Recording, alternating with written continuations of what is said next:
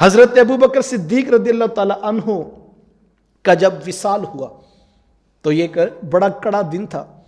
जब हजरत उमर रदियल्लाहु ताला अन्हु की आंखों में आंसू थे, चूंकि अब जिम्मेदारी इनकी कंधों पर पड़ गई, तो ये जब तख्त खिलाफत पे तशरीफ फरमा हुए तो बताया जाता है कि हजरत उमर रदियल्लाहु ताला अन्हु मदीने से बाहर एक बुढ़िया थी जिसके जो है वो अहलो अयाल कोई भी पास नहीं था और वो तन्हा रहती थी और उसकी आंखों की बेनाई भी ख़त्म हो गई थी। तो पहले उसके घर की देखभाल मामलात हज़रत अबू बकर सिद्दीक रदियल्लाहु ताला अन्हु किया करते, लेकिन अब वो जिम्मेदारी हज़रत उमर रदियल्लाहु ताला अन्हु के कंधों पे आ गई।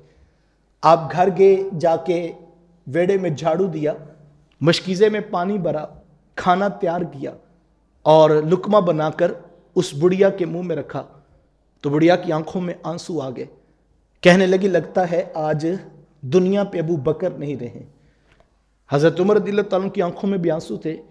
कहा कि उनका विसाल हो गया है और मैं उमर आपकी खिदमत के लिए हाजिर हूँ और मैंने भी सारा कुछ उसी तरह किया जिस तरह जनाब अबू बकर रदियल्लाहु ताला अन्हु किया करते थे, लेकिन आपकी आंखों में आंसू क्यों आ गए और आपको कैसे पता लग गया कि आज अबू बकर दुनिया पे नहीं रहे?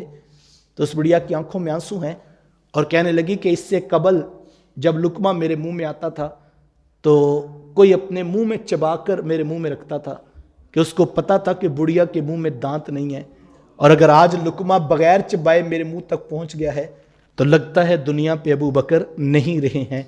हर अंदाज में हज़रत अबू बकर सिद्दीक रदियल्लाहु ताला अन्हु का एक अपना अंदाज था।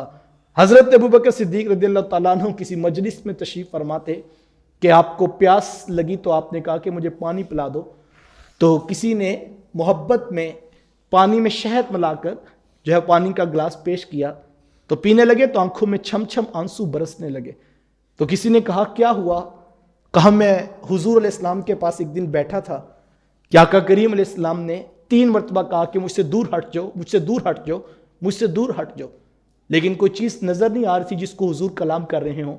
तो मैंने ताज्जुब से पूछा कि हुजूर जी मुझे तो कुछ दिखाई नहीं दे रहा और आप बार बार फरमा रहे मुझसे दूर हट जाओ, मुझसे दूर हट जाओ, तो आखिर वो कौन सी चीज़ है जिसको आप खिताब कर रहे हैं? तो हुजूर फरमाया कि अबू बकर वो दुनिया थी जो मेरे पास आ रही थी और मैंने उसको कहा कि मुझसे दूर हट जाओ।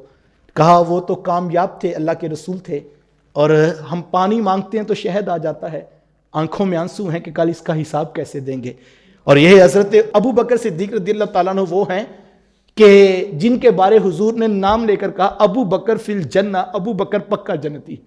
ये वो हज़रत अबू बकर सिद्दीक रदियल्लाहु ताला अन्हु हैं जिनके बारे अल्लाह के रसूल फरमाते हैं कि अगर किसी ने जहन्नम से आज़ाद शख्स को देखना हो तो मेरे अबू बकर को देख ले। ये वो हज़रत अबू बकर सिद्दीक रदियल्लाहु ताला अन्हु हैं कि जिनके बारे मेरे हुजूर फरमाते हैं कि कल क़यामत के दिन अंबिया और रसूल के बाद जो शख्स सबसे पहले जन्नत में दाखिल होगा वो मेरा अबू बकर होगा। और ये आप जानते हैं तमाम उम्मतें बाद में जन्नत में जाएंगी, मेरे हुजूर की उम्मत सबसे पहले जन्नत में जाएगी, और सब उम्मतियों में ज़मीन पर बसने वालों में अंबिया और रसूल के बाद सबसे पहला शख्स जो जन्नत में जाएगा उसका नाम जनाब सिद्दीक अकबर रदियल्लाहु ताला। लेकिन उनकी खौफ खुदा और खशियत इलाही की कैफियत यह है कि एक दिन दरख्त पर चिड़िया को जो है वो उड़ते हुए देखा कि एक शाख पर चिड़िया बैठी है, एक शाख से उठती है तो दूसरी शाख पर जाके बैठ जाती है।